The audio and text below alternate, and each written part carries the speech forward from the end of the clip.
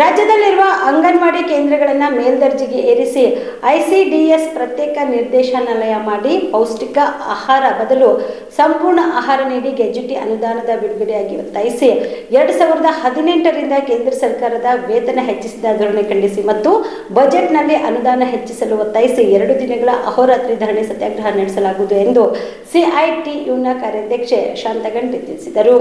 ಕಲಬುರಗಿಯ ಪತ್ರಿಕಾ ಭವನದಲ್ಲಿ ಕರೆದ ಸುದ್ದಿಗೋಷ್ಠಿಯನ್ನು ಉದ್ದೇಶಿಸಿ ಮಾತನಾಡಿದ ಅವರು, ಡಿಸೆಂಬರ್ 17 ಮತ್ತು 18ರಂದು 2 ದಿನಗಳ ಕಾಲ ರಾಜ್ಯಾದ್ಯಂತ ಎಲ್ಲಾ ಜಿಲ್ಲಾ ಕೇಂದ್ರ ಸೇರಿದಂತೆ ಬೆಳಗಾವಿಯ ಸುವರ್ಣಸೌಧದ ಮುಂದೆ ಪ್ರತಿಭಟನಾ ಧರಣಿಯ ಸಂದರ್ಭದಲ್ಲಿ ಪ್ರಮುಖ ಬೇಡಿಕೆಗಳಾದ ಗುಜರಾತ್ ಹೈಕೋರ್ಟ್ ತೀರ್ಪಿನಂತೆ ಕಾರ್ಯಕರ್ತೆ ಸಹಾಯಕರನ್ನು ವರ್ಗ 2 ಮತ್ತು 4 ಎಂದು ಪರಿಗಣಿಸಿ ಕಾಯಂ ಮಾಡಬೇಕು ಸೇರಿದಂತೆ ಸುಮಾರು 20 ಬೇಡಿಕೆಗಳನ್ನು ಈಡೇರಿಸಬೇಕೆಂದು ಒತ್ತಾಯಿಸಲಾಗುವುದು ಎಂದರು. ಈ ಸುದ್ದಿಗೋಷ್ಠಿಯಲ್ಲಿ ಜಿಲ್ಲಾಧ್ಯಕ್ಷೆ ಗೌರಮ್ಮ ಪಾಟೀಲ್, ಮಹದೇವಮ್ಮ, ಎಂಬಿ ಸಜ್ಜನ್ ಸೇರಿದಂತೆ ಇತರರು ಇದ್ದರು. ಸಪ್ಲೈ ಇಲ್ಲ ಮತ್ತು ನಮ್ಮ ಜಿಲ್ಲೆಯಲ್ಲಿ ಸಿಗ್ತಕ್ಕಂಥ ಫುಡ್ಡೇ ನಮ್ಮ ಮಕ್ಕಳಿಗೆ ಕೊಡ್ರಿ ಅಂತಂದು ನಾವು ಹೇಳಿದ್ರು ಕೂಡ ಇವತ್ತು ಮಿಲ್ಕ್ ಲಾಡು, ಪುಷ್ಟಿ ಮತ್ತು ಅದು ಮಸಾಲೆ ಇಂಥವೆಲ್ಲ ಕೊಡೋದ್ರಲ್ಲಿಂದ ಆ ಮಕ್ಕಳು ಆ ಫುಡ್ ತಿಂತಾ ಇಲ್ಲ.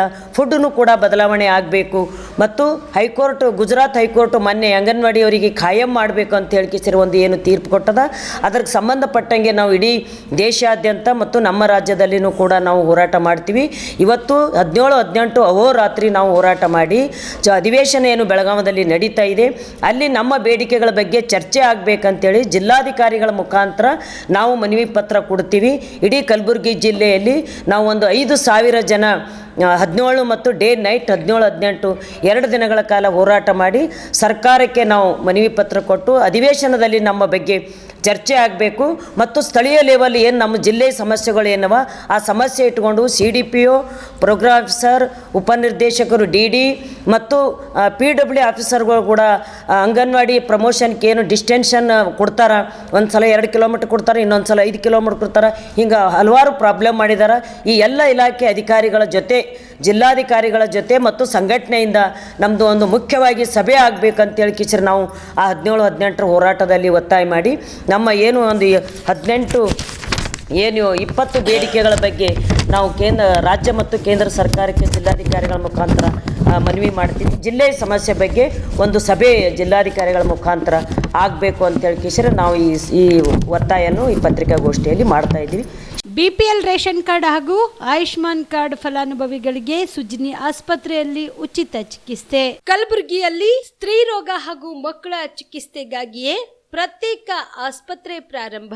ಸುಜಿನಿ ಕಲ್ಯಾಣ ಕರ್ನಾಟಕ ಭಾಗದ ಅತ್ಯಾಧುನಿಕ ತಾಯಿ ಮತ್ತು ಶಿಶುವಿನ ಆರೈಕೆಯ ಆಸ್ಪತ್ರೆ.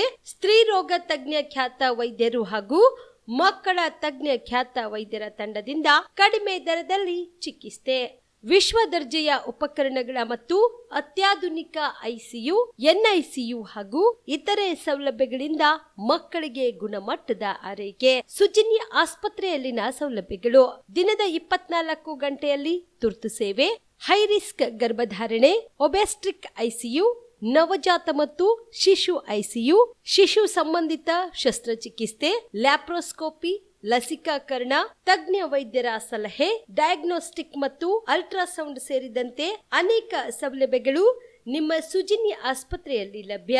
ಹೆಚ್ಚಿನ ಮಾಹಿತಿಗಾಗಿ ಸಂಪರ್ಕಿಸಿ ಸುಜಿನಿ ಆಸ್ಪತ್ರೆ, ಬಿಗ್ ಬಜಾರ್ ಎದುರುಗಡೆಗೆ, ಕಲಬುರಗಿ. ದೂರವಾಣಿ ಸಂಖ್ಯೆ 08472727227 ಅಥವಾ ಮೊಬೈಲ್ ನಂಬರ್ 9900427814.